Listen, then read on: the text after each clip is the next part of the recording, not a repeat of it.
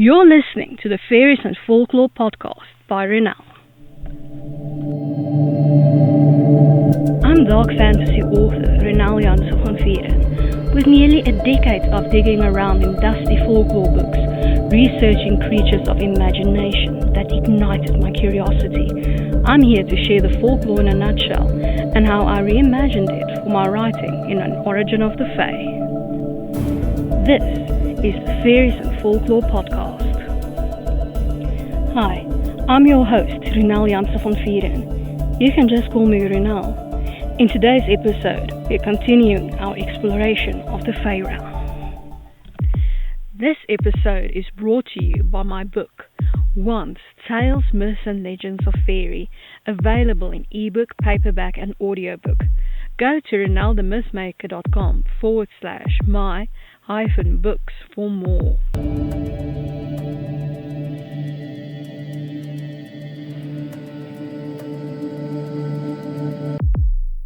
We are continuing our exploration of water fae.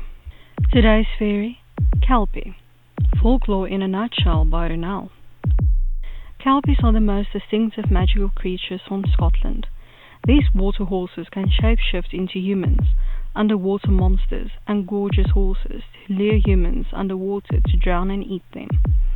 In human form, Kelpies are invariably male. They are usually depicted as grey or black horses, and as they cannot fully escape the water, their tails and manes are always dripping wet. Kelpies inhabit lochs, streams and pools, most notably Loch Ness. Yes, the Loch Ness monster is a Kelpie. In some cases, the Kelpie would devour all but the entrails of their victims, leaving it at the water's edge for others to find. It can extend its back to carry many to the watery depths of its home before eating them. It has a sticky, magical hide, so once you touch the alluring creature, you are stuck, as shown in a common Scottish folktale. The Kelpie lures 9 children onto its back, chases after the 10th, who strokes his nose before he cuts off his stuck finger to escape, while the others are dragged into the water by the Kelpie. And now, for my interpretation of the Fae, in An Origin of the Fae, Kelpie. Kelpies use the connection they have to the water they live in to find out everything that goes on in the world around them. Kelpies can live in any lake, river or stream. Even a murky pool will do if there's enough glamour to fuel the Kelpie. Part of their magic is to make themselves irresistible. Humans and Fae want to touch them, no matter the cost. Mist surrounds a Kelpie as it shifts form. They have the power to change their appearance at will. Kelpies prefer the form of a horse when on land, though they can turn into pine martens, stoats, goats, etc. They can even take on a human form.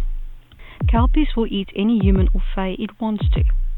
They especially like to play with their prey, though there are a few who stick to eating fish. Kelpies only appear outside water when they are summoned, hungry, or have to go to a mandatory Fae gathering, like the Tithe, every 7 years. It usually shapeshifts from an underwater monster to something alluring, like a horse, before enticing humans or Fae to touch it, at which point its skin will become adhesive and will take its prey down to a watery grave, and the Kelpie will have lunch.